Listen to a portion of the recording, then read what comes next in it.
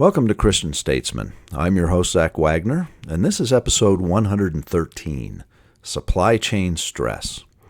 Over the Independence Day holiday, we had a lot of family over. Among the group are two rather different sons-in-law. One son-in-law owns a shop that does truck and SUV modifications. He builds the big jacked-up pickups that frequent the rural farmland so prevalent in our area. The other son-in-law is an executive at a media company. It was interesting to hear both of their stories and the implications they have for our future supply chain dynamics. On the one hand, the media executive, whose company provides satellite services, seems to think things have been great for their company. In fact, for his employer, COVID was a huge windfall. Their subscriptions went through the roof as many people left the office, or left employment altogether, and went home and watched TV. This spurred numerous new orders for their services as people upgraded cable and satellite channels to complement their newfound occupation of couch potato. The other son-in-law had a very different story to tell. His shop is struggling. His main complaint? We cannot get parts or tires anymore on a predictable timetable. In other words, the supply chains are stressed to the point that when an order for product is made, they have no guarantee of a delivery date or guarantee of delivery at all. It does not take a Harvard MBA to figure out this is an unsustainable way to do business. The work of COVID shutdowns has been effective. We have not felt all of the fallout from the last year of misguided policy yet. And now, with the government printing dollars and incenting those who would normally hold manufacturing jobs to stay home and stay in front of the television with a constant flow of freshly printed Biden bucks, businesses are having a hard time finding entry-level to mid-level employees.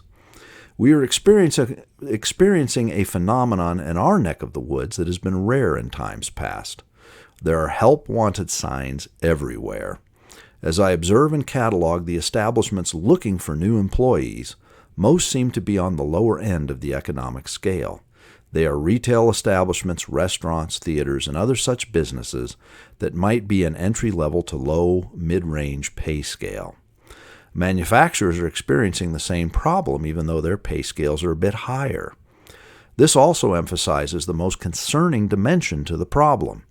The NAFTA supporters have done their job well over the last 3 decades. Too much of our manufacturing base has moved to China, Mexico, Indonesia, or some other foreign location. And what happens if we become adversarial with countries like China, which it seems we are moving rapidly towards? What happens to our reliance on foreign manufacturing if we face off against a country that we rely on for so much of our supply chain? We have a problem with China. They are getting aggressive on the world stage, and we're the only country able to check that aggression, yet they make way too much of the stuff we use on a daily basis. This is more than cheap plastic stuff or kitschy nothings you buy at Walmart. These are machine parts, tires, pharmaceuticals, clothing, shoes, electronics, and other consumables. Whatever you may think of President Trump, he clearly identified the risks of having so much offshore reliance for our manufacturing and supply chain.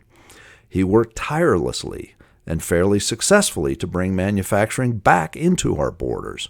With the incompetent Biden crew, it seems that China and others are back to being given carte blanche to do whatever they want. And we are feeling that rippling through our supply chain at this very moment. China is literally in a position to hold us hostage over our reliance on their exported consumer goods. Will this eventually collapse the supply chain? We cannot dismiss this possibility. If every listener just went into their local big box store and just looked at the manufacturing origin of the product contained therein, they would likely find foreign sources of manufacture, mainly China, on well over 3/4 of the goods in the store. You cannot view this situation without a bit of trepidation. If the world stage gets too volatile, and it's already fairly volatile, we may see a complete cessation of the availability of a wide range of products. Combine this with the erosion of the dollar's buying power, an important subject for another day, and you get a clear picture of how things might get sideways in a hurry.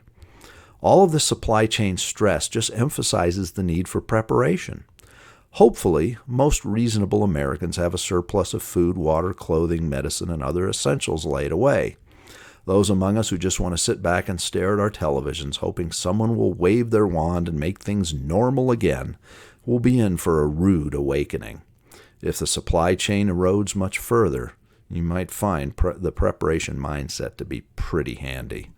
Thank you for joining us today. Please subscribe, and as always, have a blessed day.